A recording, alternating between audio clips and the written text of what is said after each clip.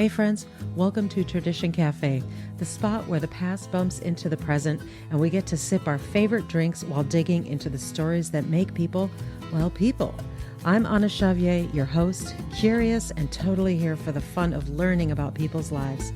In each episode, we'll celebrate heritage, family, and community, whether it's immigrants, the generations that came after them, or chosen families that make life messy, interesting, and unforgettable. We'll talk art, passions, customs, celebrations, everyday traditions, and how people's cultures shape the way they live, work, and create today. So if you're like me, inquisitive, a little nosy, and love a good story, pull up a chair, grab your cup, and thanks for listening. Tonight, it's wine with the sunny and vibrant Carrie Madarang. Picture low lights, soft clinks of glasses, and a conversation that flows as easily as a long pour. Carrie shares her Filipino and Utah roots, her ties to Celtic traditions and indigenous Filipino spirituality, and the story of traveling to the Philippines for the first time to meet her family. We chat about culture shock, life changes, and her dream of hitting the road someday, exploring new places and chasing adventure along the way. So pour yourself a glass, settle in, and enjoy this warm, lively conversation about roots, rediscovering, and finding your spark. Cheers, or as they say in the Philippines, mabuhay.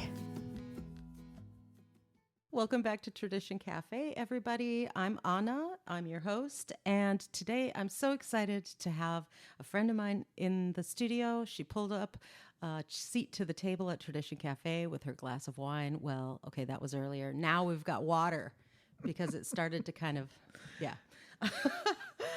Before we dive in, I have to say, it feels like everyone who meets you or is in a room with you at some point feels like this really positive energy from you. And you're like, radiate this happiness that is so amazing. So I want to start with first, hi, Carrie. Hi, Anna. Back in time a little bit and see where Carrie started. What is your full name, Carrie? My name is Carrie Jo Madarang. Madarang. Okay. And where were where were you born? I was born in Long Beach, Okay. California. That's where my parents actually met. Oh, Yeah. Dad was in the Navy and mom was living in Long Beach, and they met there. mm-hmm. So, but your dad, your lineage or your heritage, how do you trace that back? Where is it? My dad is from the Philippines, and my mom is from Utah. Well, this is an interesting match. Yes. So how did they end up in Long Beach together then? Well, my father was there because that's where he was stationed, and my mother was there because that's where her mother, my grandmother, moved, and she was at the time living with her mother. Okay. In Long Beach, and they met sailors. My dad was one of the sailors. Well, hell. Yeah. Yeah. Of course. That's awesome. So your last name, Madarang. Yeah. That's the Filipino, obviously. Is that how you pronounce it, though, in the Philippines? Or am I saying it wrong? Well, you said Madarang. Yes. That's how we say it in the United States. My dad was only, I think, 20 years old when he joined the Navy and came to the Philippines. He's 88 now, and he's very Americanized. We always knew our last name as being Madarang. Okay. It wasn't until I moved away from home and moved to the Bay Area that I learned that the proper pronunciation of my name was actually Madarang. Oh. Yes. So that's how you say it in the Philippines. But he never pronounced it that way? That's interesting. Yeah. No, we never learned that as kids. Yeah. Dad? Yeah. No, Dad wanted us to be American. Yeah. And that's kind of a thing with Filipinos. If your children are Americanized, is looked at as a sort of a good thing. Yeah. Yeah. So, mestiza, that is is that specifically when someone is part Filipino? Okay. Yes. So, okay. Interesting. Because you did say that you wanted to mention that, and I would Okay. love to touch on that. But I probably shouldn't have had that glass of wine. Oh, yes, you should have. Oh, yes, of course I should have a glass of wine with Carrie. So your dad's Filipino roots and your mom's Utah background, was it difficult to navigate those two cultures? And what, yeah, she's nodding. Well, it's interesting because I'm the youngest of three sisters, and I think that out of the three of us, I probably had the least difficulty. Oh. My oldest sister, born in 1964, I was born in 1971, and they experienced a little bit more of the prejudice that comes from being mixed. Oh. In Long Beach, even. Oh, everywhere. Really? Yes, everywhere we moved, because we moved around. We lived in Virginia, Florida, Utah, and then eventually California, which was the most accepting, but still very challenging growing up, because in the 70s and even early 80s, the diversity wasn't a word that was part of everyone's vocabulary. Right.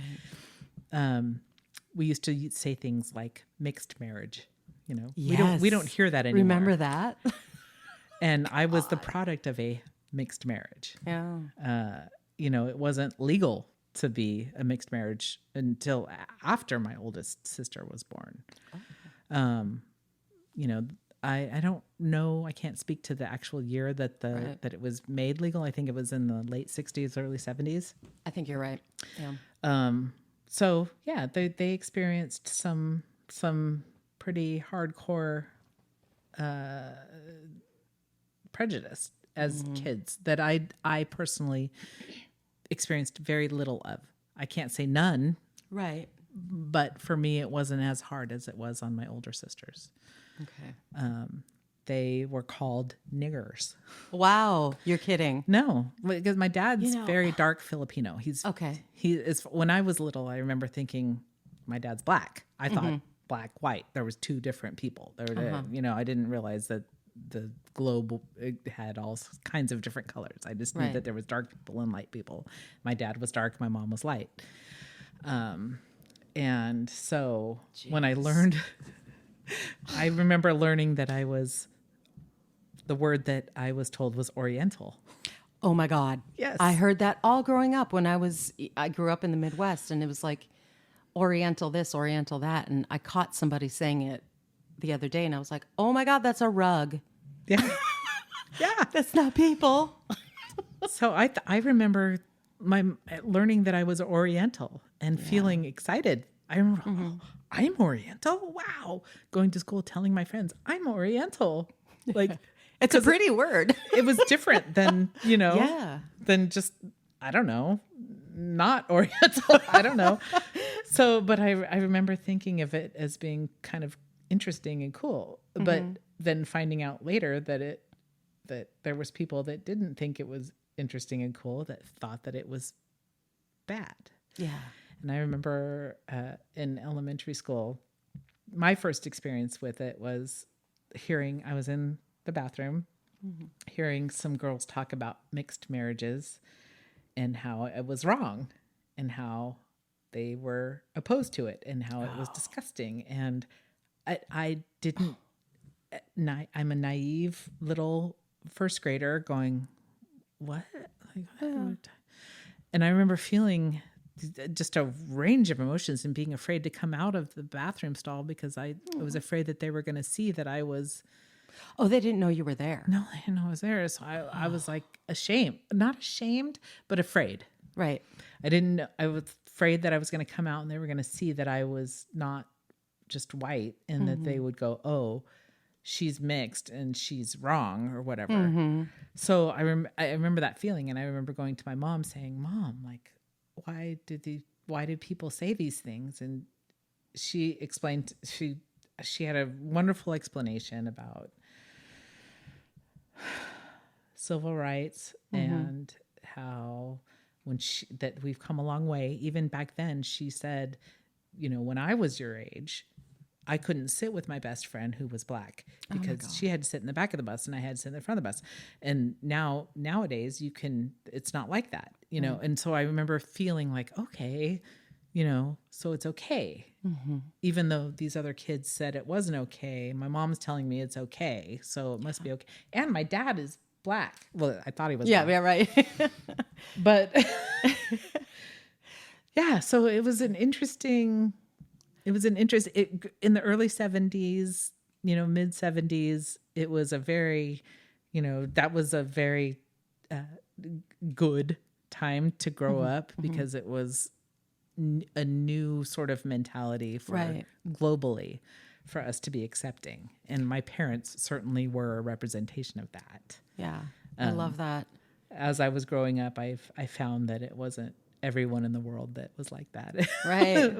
Right. That sadly there were other people in the world that felt differently. Right. So when did you start hearing the word mestiza? Because that's you. Well, yeah, I guess so. Yeah, because I'm Caribbean, but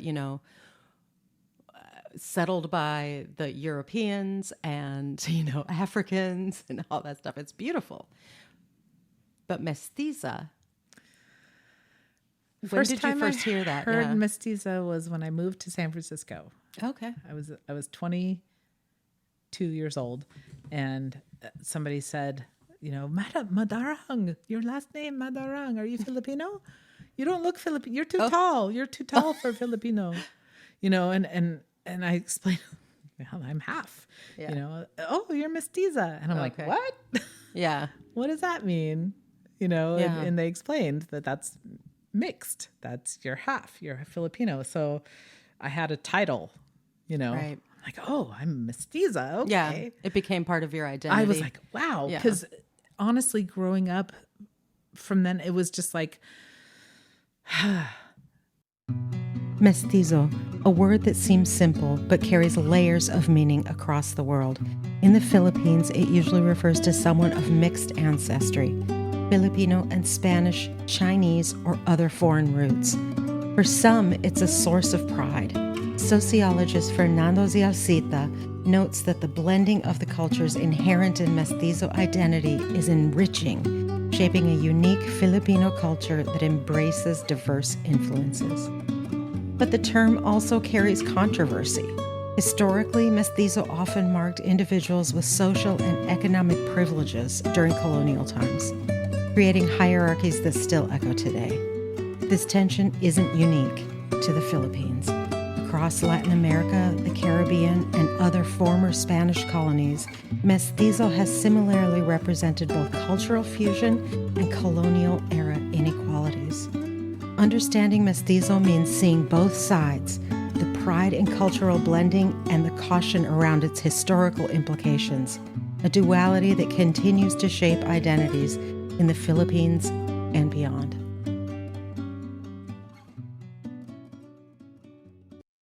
My Filipino heritage took a backseat growing up. Dad was in the Navy. He wasn't around. He retired when I was 7. But even once he retired, the Filipino culture was not part of our lives. Okay. It was very Americanized. We didn't talk about our heritage. We didn't talk about any tradition. Right. I wouldn't say he specifically hid it. It just wasn't a focus. Right. So when I moved away from home and started developing friendships with other Filipinos, and they were like asking, "Oh, do you speak Tagalog?" And I was like, "No." I know. Yeah. And they started telling me about Filipino culture. Nice. Yeah. Do you feel like walking or not growing up with the Filipino culture as a focus, or not a focus, but a part of your childhood. Do you feel like that has changed the way you look at the world, or the fact that you feel it now more than ever? Do you feel like that has influenced anything? I think that, I think that growing up, you start digging in and being more curious about where you come from and asking questions. And that has led to, I would say, not to dismiss my dad, but I think the most I've learned about my Filipino culture has been from people outside of my family. Oh, wow. Until I finally visited the Philippines a couple of years ago, and then I started learning more. And actually, I have to give shout out to my niece, my sister's daughter, who has grown up with the internet as part of her, and she has really dug into That's great. the history of not just the Philippines, but of our family. And she has inspired me to learn more about our heritage. I love it. Yeah. Do you feel like there is a way that the Utah in you, and the Filipina side of you, is there any kind of like a mix there? Can you like find likes or similarities, or is it all very different, or do you not? That's a great question. That's a great question. It's funny because I was thinking about that a lot today, thinking about like, what are we going to talk about? And one of the things I thought about was how my mother's culture, her side of the family, came from mostly England, Ireland, Sweden, very northeastern European, northwestern European. And my dad is Southeast Asian. Very pure on both sides. Right. So, the Utah side of the family,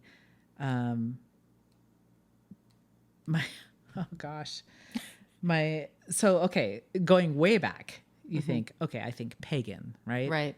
Then you go way back to my father's side, the more Aboriginal Filipinos, very similar in the cultural. Okay, so this is something that I've delved into, and That's so awesome. when you look at pagan or Celtic philosophies, and then you go back and look at the more ancient Filipino shamanistic philosophies, they're very rooted in a feminine, Love it. sort of worship and nature. Earth-based religions, whether in ancient Celtic lands or pre-colonial Philippines, are rooted in a deep reverence for nature. Celtic traditions honor the cycles of the sun and moon, sacred groves, rivers, and mountains, celebrating seasonal festivals like Samhain and Beltane. Indigenous Filipino beliefs were animistic, seeing spirits or anito and diwata in forests, seas, and mountains, with rituals, offerings, and dances to maintain balance and seek blessings. Despite the distance and cultural differences, these traditions share common threads: a profound respect for the natural world, rituals that honor the cycles of life and seasons, and a recognition of the spiritual presence in ancestors, animals, and the land itself. Across continents, the sacred connection between humans and Earth remains a central unifying theme. And this is why you named your daughter Freya. Yes. I love it. Very rooted in nature worship and a more feminine divinity, both on both sides. So, and that I connect with both. Yeah. On that level. Yeah. I love that. That explains your sunny demeanor. You must be really alive and awake during the moon, like the full moon and stuff. Yeah. Oh, very much. Very, very goddess driven. Oh God, yes. I mean, it's that thing where, as humans, it's difficult to connect spiritually to anything that you can't find tangible, something tangible to connect with. And with the earth-based religions, it's really easy, honestly, for me. I'm like, okay, I see the sun, I see the moon, I see the earth, I see the air and everything in between. Like that, how it's undeniable. It's undeniable. Yeah. So when I find ancient traditions that are built around that, I connect with it effortlessly. And I have that on both sides of my culture, which I'm really grateful for. That's really great because it's not like some mystery dude up in the sky. No. No, it's not. So it's just not. It's just not. So you did mention a little bit ago that you recently took a trip to the Philippines. How was that? Oh, it was amazing. So who instigated that? Did you? My Because you niece. went with My niece. just your niece? My niece Emily. I would say she instigated it. I mean, my sister, her mother, was the driving force behind making it happen. Okay. But my niece, I think, was the one that inspired it. Because my father is aging and my mother has passed, and she recognized that we need to experience the Philippines with him while he's still here. Mm-hmm. And so me and my two sisters and my niece went to the Philippines with my father. Nice. And got to meet not only my father's side, his father's side, but also his mother's side of the family, and spend time with them. We were only there for 10 days, but it was very fulfilling, and it was magical. The whole time we spent there was magical. Did you meet a lot of family? Met a lot of family. That's great. We arrived there to about more than 50 people. We showed up, got to our Airbnb, and then a cousin of ours came and picked us up and brought us to this location where there was over 50 people waiting for us to greet us as if they'd known us all our lives. Oh. They were all there to greet us and welcome us, and they kissed our hands, and just that they were so happy to see us. And my dad, they I can't even explain. I mean, it was so amazing to see how much they loved us, having never met us. I love that. Did you just feel like this overwhelming sense of home? Yes, absolutely. It was like a homecoming to a place we'd never been. It doesn't matter. No, it didn't matter. You're right. Yeah. You're right. No, they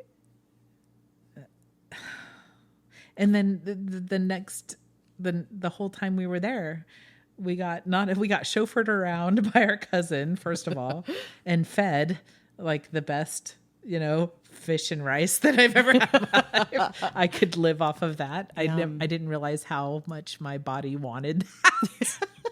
I don't need anything other than like shrimp and vegetables and rice. Like, well, it was probably incredibly fresh. It was not incredibly like here, fresh. like flash frozen.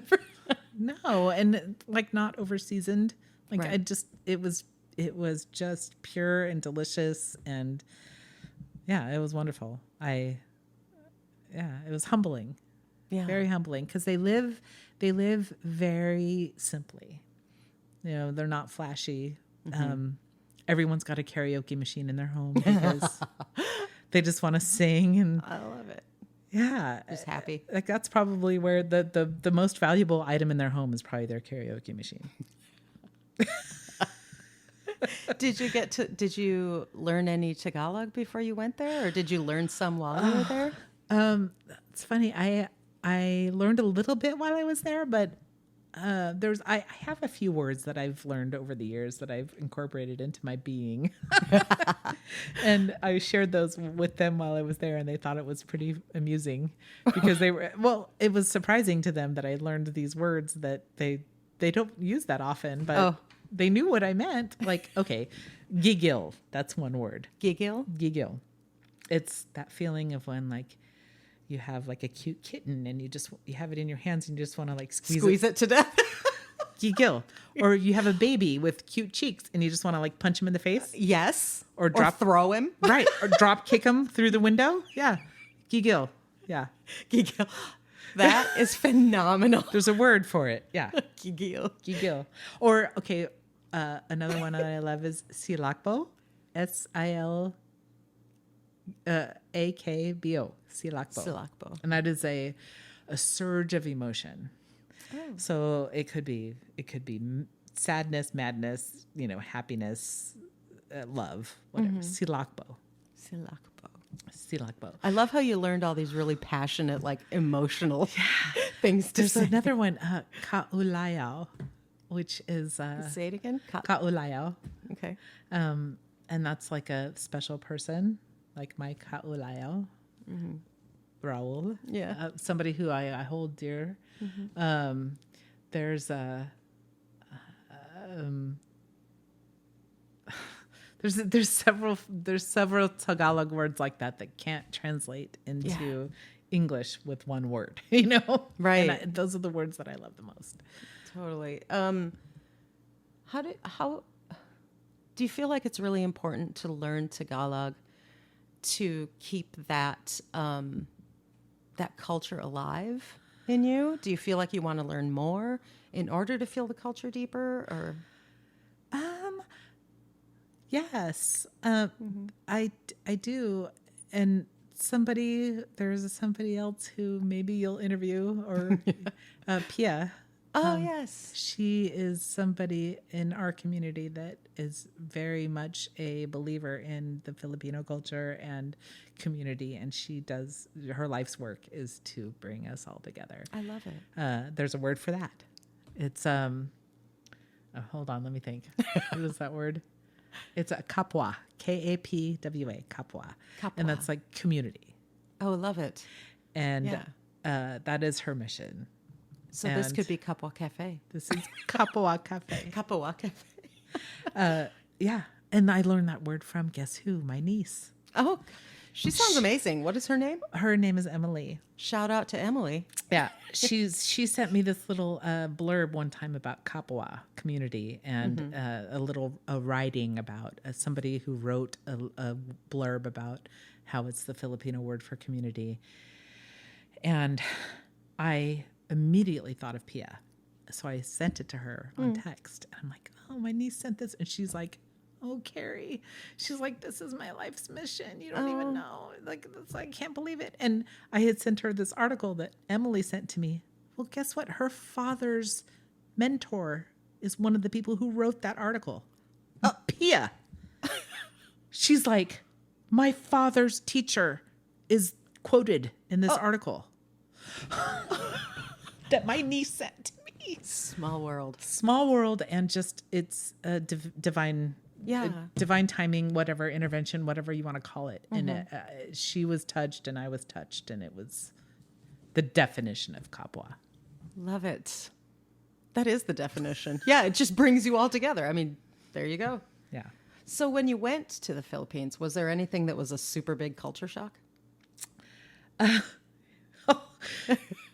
I mean, that was a yes. Yeah. Like Manila, right? The main hub of the Philippines. It was like, it's the blend. Yeah. It was it's like a third world country because it's the blend of like shantytown and modern civilization mixed with like, there's like cables and wires Yeah. like tied in random weird places in this modern shopping mall. Sounds like the Dominican Republic. And next to these shanty towns built of pallets and tarps. You know, it's all right The there within. socioeconomic thing is so in your face. It's so in your face. Yeah, that was a culture shock. It's hard. Yeah. Manila is a study in contrasts, a metropolis where socioeconomic extremes coexist in immediate proximity. In dense alleys, homes of tin and plywood press together, and daily life unfolds in intimate, improvisational rhythms. Children navigating narrow streets, families sustaining themselves through small-scale trade, food stalls, and local craftsmanship. The air is a layered tapestry of scents, sizzling street food mingling with the exhaust of jeepneys and motorcycles, a sensory record of human perseverance. Just a short distance away, the National Museum of Fine Arts stands as a testament to the nation's artistic heritage. Housed in a neoclassical building dating back to 1926, the museum features 29 galleries showcasing works by 19th century Filipino masters and national artists. In 2025, tourism is projected to contribute roughly 5.9 trillion pesos to the national economy, sustaining local artisans, vendors, and the workforce. Walking Manila is an exercise in understanding complexity, resilience alongside struggle, wealth adjacent to hardship, tradition interwoven with modernity. Every street, alley, and skyline tells the story of a city negotiating its past, present, and aspirations for the future. I didn't know how to feel. Yeah. I'm like, am I sad? Am I just, am I amazed? What am I feeling right now? I don't even know how to feel. I get that because when I go to Santo Domingo or anywhere in the Dominican Republic, it's almost like I feel a little embarrassed by the money, you know, and it's not like I'm wealthy, but you know, you go to tip at like a waiter or something and you give them what you give them here. And it's like, it's a lot of money. Yeah. Which I kind of feel like I've got it. And this is what I would normally do anyway. So, I mean, I'm just going to literally pay it forward. Yeah. You know? Yeah. No, I know that feeling. Yeah. You go from feeling, you know, I feel like I live here paycheck to paycheck. I don't, you know, I don't have a lot, but then you go there and you're humbled to the when you realize I have so much. I know. I have so much. I have too much. I have too is how I much. end up feeling. Yeah, Yeah, exactly. I have too Thank much. you. It's That's like, exactly right. I don't. Yeah, exactly. I have too much. So you actually sent me a total right turn here. Sorry. It's okay. Or is it a left turn? You sent me your results from 23andMe. Yeah, I did. And you are like 50% Filipina? I'm like half. Like Yeah. Yeah. Yeah, because you said that Newsflash. I'm half Filipino and half white. Yeah. there was a very few other little things that were scattered in there. Yeah. Scandinavian was like the biggest portion, right? Yeah. Scandinavian. It's Scandinavian, Irish, Yeah. English. Yeah. So you have some Viking. I do. Freya. Exactly. Yeah. So great. I love it. Yeah. Yeah. No, not to dismiss my Viking roots. Right. Yeah. Yeah. How far back can you Can trace I trace that? it? Yeah. In both places. Yeah. Well, I know that my grandpa's descendants came over on the Mayflower from England. Oh. Yeah, and my grandmother, her maiden name is Adams, which is very Swedish. Oh, I didn't know that. Yeah, so she's I have like it's a very Swedish, English, and Irish DNA. I don't know much more than that. Have you been there? No. No. I haven't been there. Not yet. You will. I will. I do want to go to Denmark. I mean, I know that it's a wonderful place to live with a great, you know, they do it right. Yeah, they do. They have a very well a social economic system that kind of treats everyone the same, and Yeah, they take care of their people. they take care of their people. Oof. Yeah. Wouldn't that be great? Oh my gosh. Everyone's educated and Right. well cared for in the healthcare system. Yeah. I know, it's crazy. Yeah.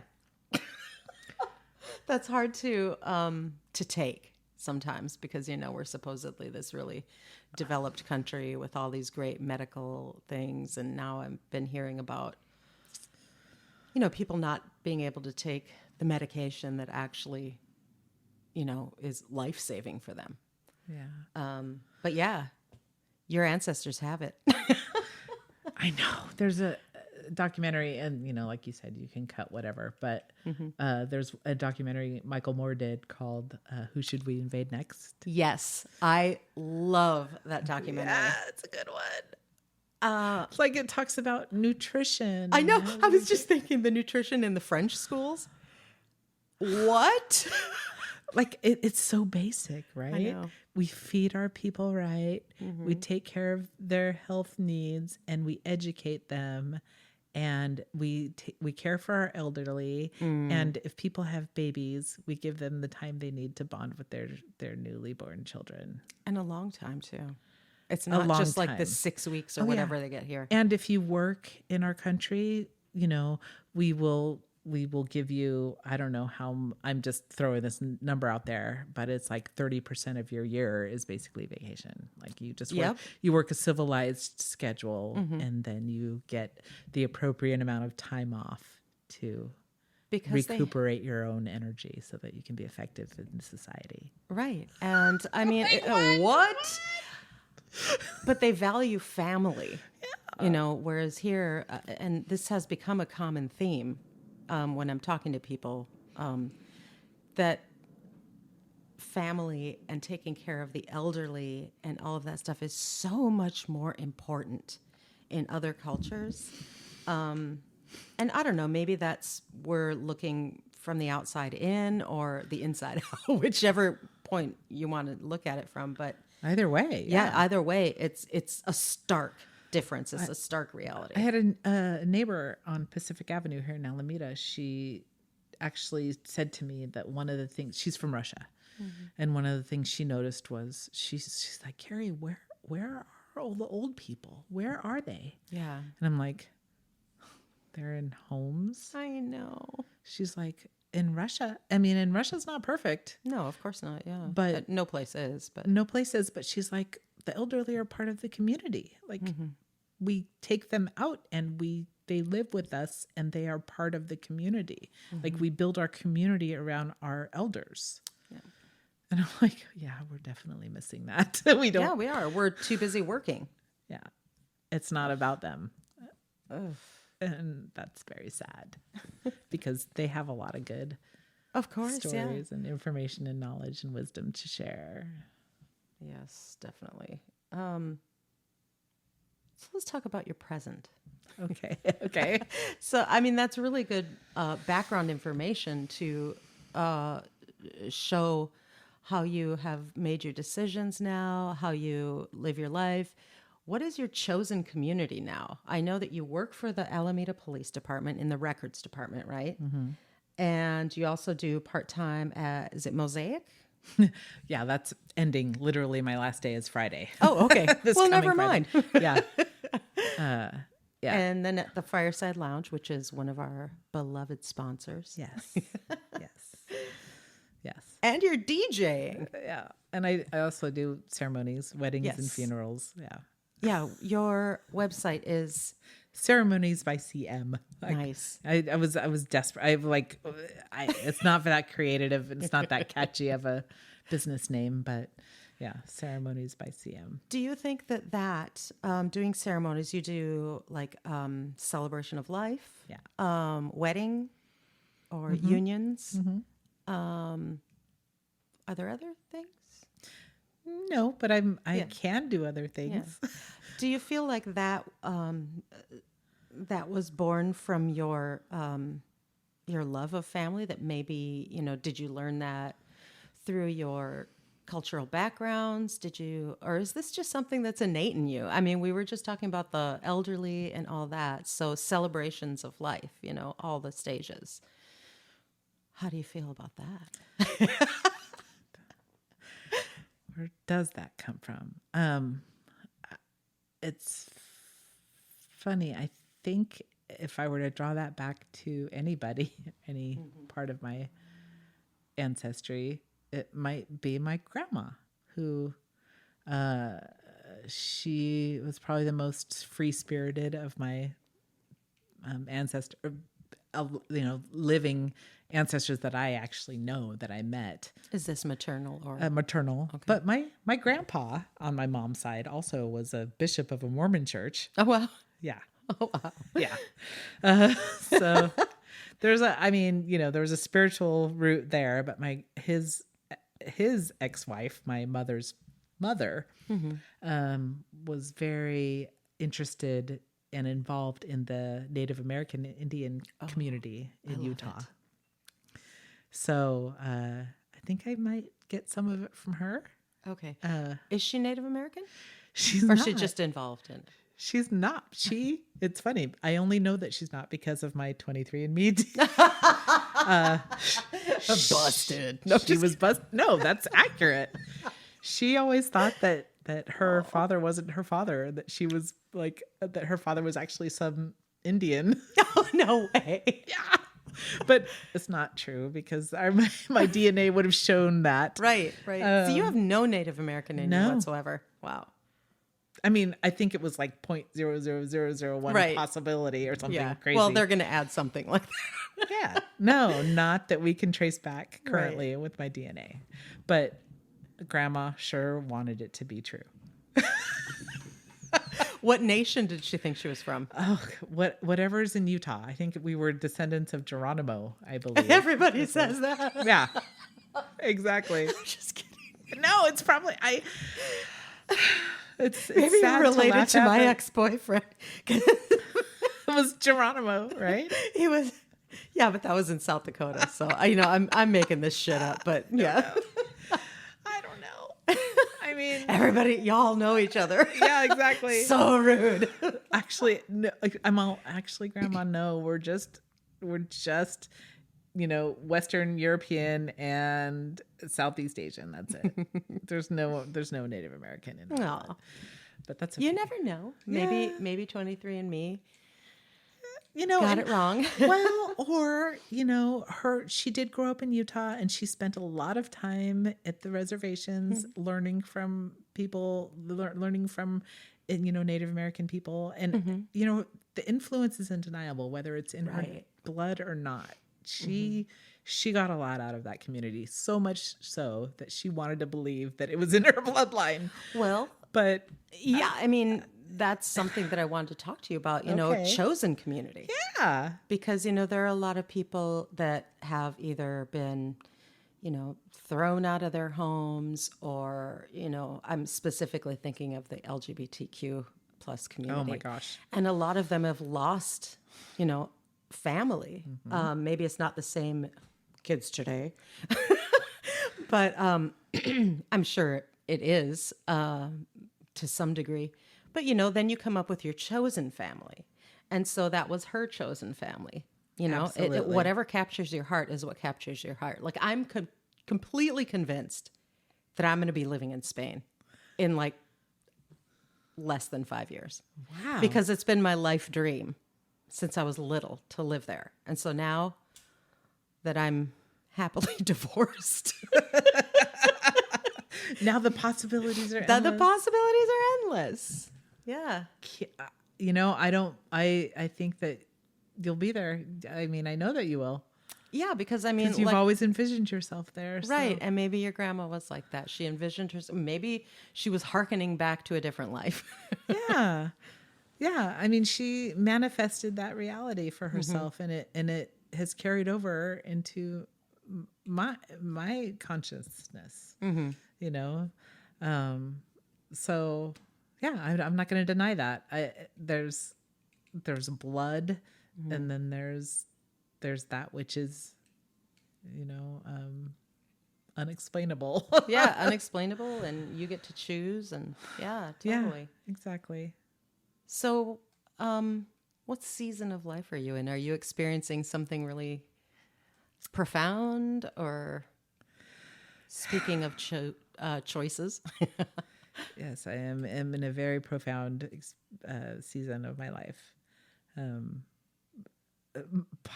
The most profound yet. Oh, Yeah, I am through menopause. yay! We love Officially it. on the other side. We love it. Yeah, that's amazing.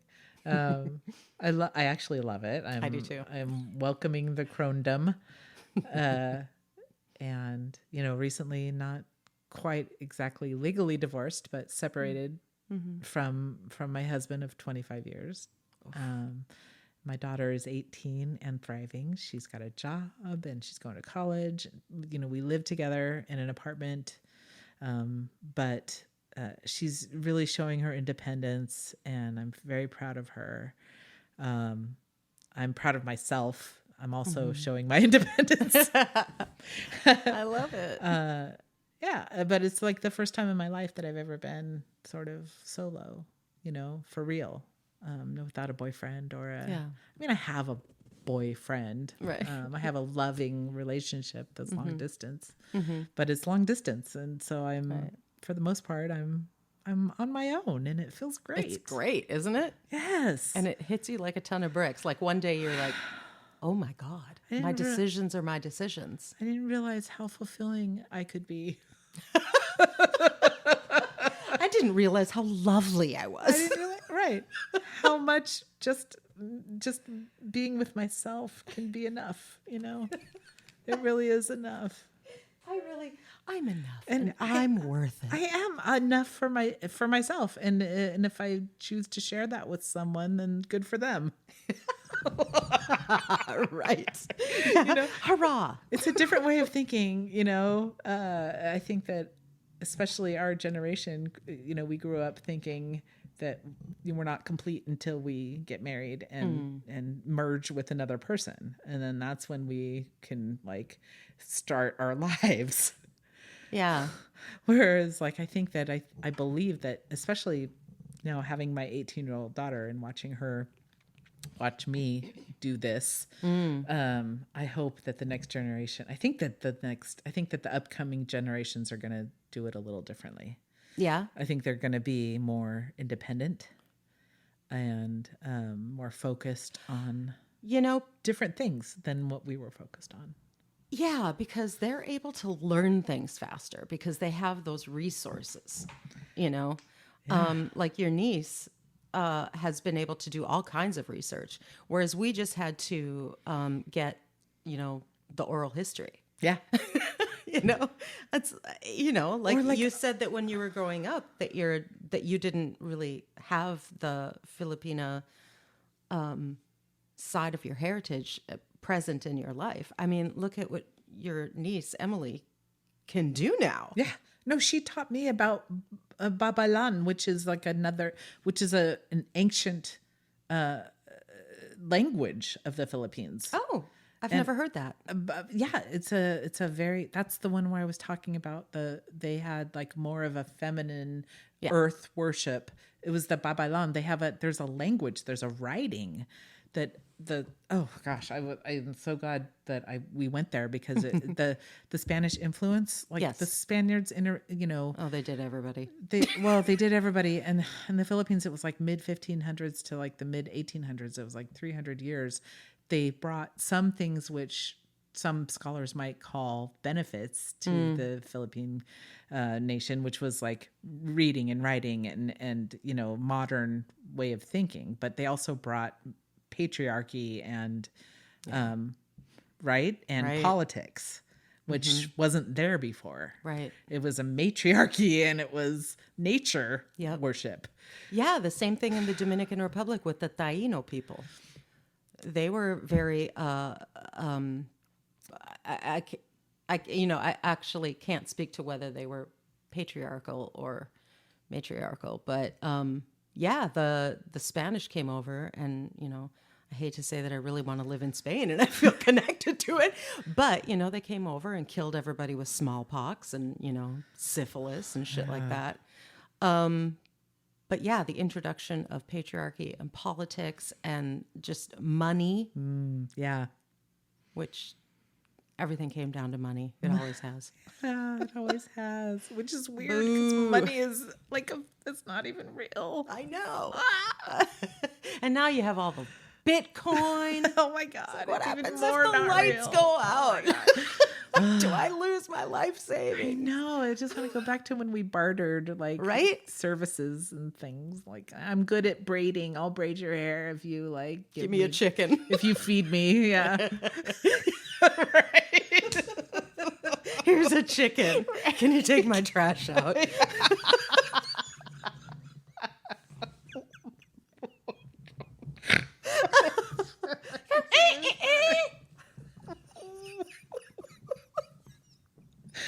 That's ridiculous.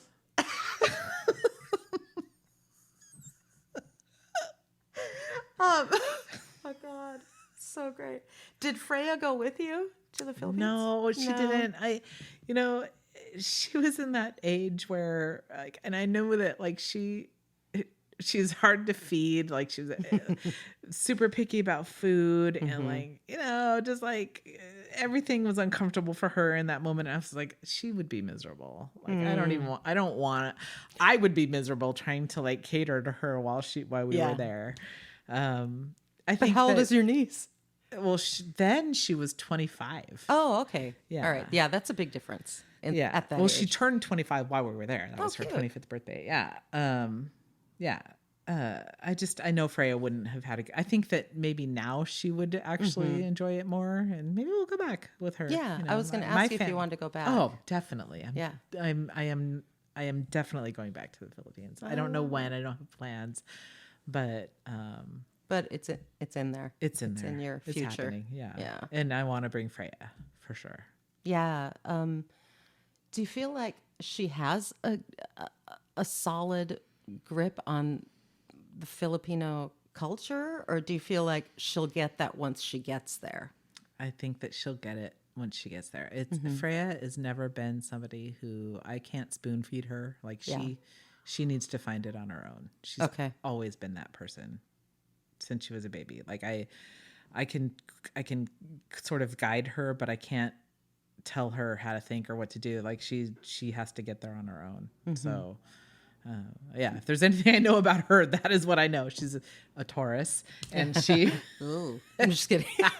No, I love Taurus. No, she's everything in her own time. Yeah. Yeah. Everything in her own time. Yeah. I mean, you can't force people to do anything. No. Let them. Especially not Freya. I can sort of plant seeds, but I can't direct. No. Yeah, I mean, you can't guarantee, or you can't guess, maybe even, that she'll feel that sense of home like you did when you got there. Right. I hope so, though. I do hope. I mean, the family that I have there will definitely create that environment for her. I have complete faith in that. Yeah. Did you celebrate any kind of Filipino traditions growing up, or it just wasn't present at all? It wasn't present. I would say it wasn't present at all. I think making lumpia might be the only thing we did. Yeah. As a family, or you learned that later? No, as a family we made, but I think I remember my mom being more involved in that than my dad. Big surprise. Yeah. And then, I don't remember any. Yeah, that's the truth. I don't remember any Filipino cultural traditions happening when I was a child. But that's pretty cool that she did that. Made the lumpia? Yeah. Yeah. Yeah, she was, honoring that. Or do you think she just liked the taste of it? No, I think it's one of those things where I'm like, gosh, I wish I could ask her. Right, yeah. What made her do that for us? I don't know. Maybe it was my dad. I don't know. I don't know. Yeah. My dad was an executive chef. Oh. After coming out of the Philippines and retiring from the Navy, he became executive chef. He was a cook in the Navy, like on the ship. So that was a natural course for him he went to school and became a chef. So I think cooking was not something he wanted to do when he got home from work. Right. Well, that's fair enough. Yeah. It's kind of like my dad was a pediatrician. When he got home from work, if I told him I, didn't feel hurt well, my knee, I was like, well, we're going to have to amputate. He's like, go tell your mom. Yeah, right? He's like, I don't want to have to deal with another complaining kid. Yeah. Yeah, I get that. Yeah. So with your family history and your life now, you're coming into your own. What does the idea of home look like for you? What does future Carrie look like? Oh, gosh. Because I have sort of spent my life trying to fit into a box. Oh yeah. Designed by what I thought was, society of what was expected and correct, and what the measure of success was to own a home and, right. Have a husband. I said, have a wife, whatever, have a husband, and a family, and then retire and all that kind of stuff. Well, so now that I don't have a husband and my daughter's grown up and I don't own a house, and, my idea of the future, what do I want? It's so wide open. I mean, Raul and I fantasize about, doing the van life thing. Like, oh God, wouldn't that be great? Just like traveling. Just plop down wherever. And using and doing what we're good at to, make a living. Like he's a healer. He does massage. I'm a healer. I do Reiki, but I also do ceremonies, and I'm also like pretty good in the administrative world. I can like make a living doing this and that, whatever contract jobs here and there. I think we could actually make a living traveling. Yeah. I mean, and we both believe that to be true. So who knows? So maybe we'll make it happen. Maybe we'll hit the road and like, see the world and make some money along the way. I don't know. Yeah. Like it's so wide open for me. That's so exciting. I have this great job with the police department with, they offer a pension after 10 years and they great like benefits through the city. So like, I'll probably ride that out for a while. Oh yeah. So, hitting the road is not that realistic in the next 10 years. Yeah. 9 years. Yeah. But I happen to know that 9 years goes by in the blink of an eye. Yes, it does. Oof. Does it ever? I don't know. Dude, I don't know. The world is my oyster. I'm going to do everything I can possibly do to enjoy my life from here on out. I love that. That's all I know. So I did a little bit of research. And I found a Filipino saying that, and I'm going to murder this pronunciation. Read it phonetically. Okay. That's how the Filipino language goes. Okay. Pag may hirap may ginhawa. And it means that after hardship comes ease. Yeah. Thinking about your life recently. Yeah.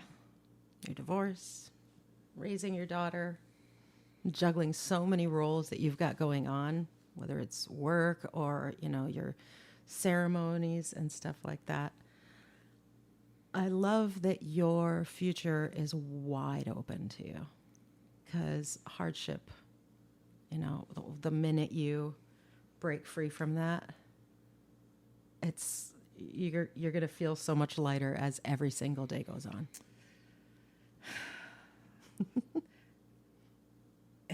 Some philosophies might even say that hardship is this human existence. And, once we leave this, we achieve peace. And I don't believe that you can't achieve peace on earth. But I think that this existence that we have as humans teaches us how to appreciate peace. And there's so much to learn here, and I think we choose it. I do believe that the gift of this human life, it is a gift, and we can choose to learn from it. And I think we learn to appreciate the illusion of individuality. Illusion? Yeah, it's an illusion. We're all one. We're the same. Yeah. You are another me, and I'm another you, and it's a mirror. This is so profound. I would love to be a you. You just, like I was saying at the beginning, you just bring this like ease and calm and happy into the room. That's because everybody I've met, Anna, has said you that. only see that because it's within you. If you see that in me, it's because it's within you. Otherwise, you wouldn't see it.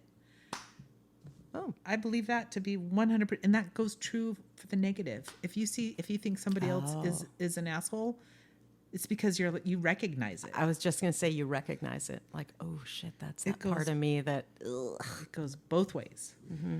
So everything's a mirror. I believe that so hard. And I think that it helps me get through life. You know, when I see things that bother me in other people, I have to look in the mirror and go, oh, fuck. Yeah. Like, why did I know that so intimately well to be angry at that, you know? Oof. Thank you so much for coming here and sharing the food that my mom cooked and the glass of wine and the cigarette. I can cut that out. Thank you for sharing your mommy's food with me. You're welcome. It was delicious. I love you. I love you. And thank you so much. This has been wonderful to just get to hang out with you alone and talk to you about your heritage and everything and your life happening now. I'm so excited for you. Everything's wide open. Yes, it is. Wide open. Thank you so much. Thank you, and thanks Anna. everybody for listening. I appreciate it. And keep tuned or stay tuned. Keep tuned. Jesus Christ. Stay tuned. We've got more episodes coming up. Thanks, everybody.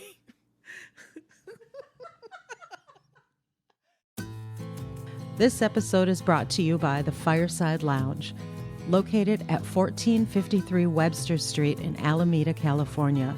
It's your spot for craft cocktails, live music, and good vibes. Check out thefiresidelounge.com for what's happening this week. Follow Tradition Cafe on Spotify, Apple Podcasts, or wherever you listen, and connect with us on Facebook and Instagram. Also swing by traditioncafe.com for more stories, culture, and behind-the-scenes fun. I'm Anna Xavier, and until next time, keep sipping your coffee and raising a cocktail. Let the stories inspire you, and we'll see you at the next episode of Tradition Cafe. Thanks for listening.